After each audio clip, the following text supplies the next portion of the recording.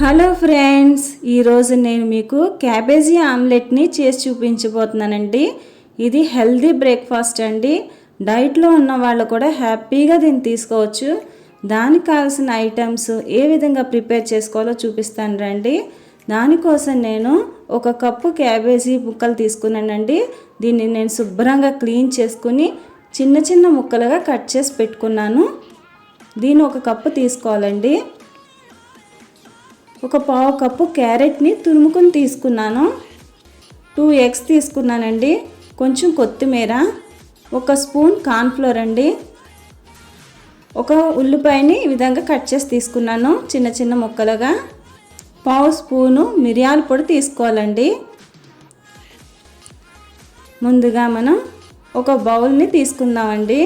ఈ బౌల్లోకి మనం ఆ 2 ఎగ్స్ని కూడా బీట్ చేసి వేసుకుందాం.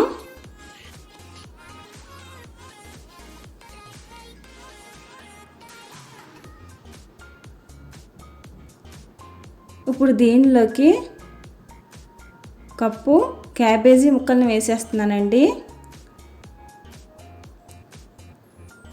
పావు కప్పు క్యారెట్ని వేసేస్తున్నాను.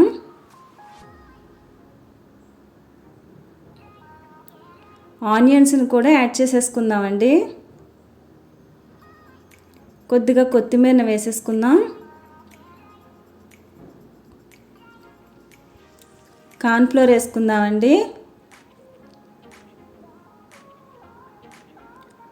పావు స్పూను మిరియాల పొడిని వేసుకుందామండి. టేస్ట్కి తగినంత సాల్ట్ వేసుకోవాలి. ఇప్పుడు దీన్నంతా బాగా కలిసే విధంగా ఒకసారి మిక్స్ చేసేసుకుందామండి. ఈ విధంగా బాగా మిక్స్ చేసేసుకోవాలి.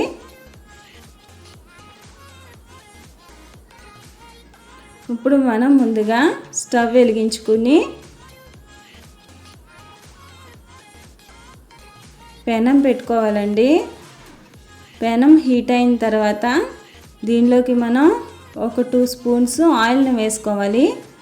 ఆయిల్ హీట్ ఎక్కిన తర్వాత మనం కలిపి పెట్టుకున్న దీన్ని అంతటిని ఆమ్లెట్ మాదిరిగా వేసేసుకుందామండి.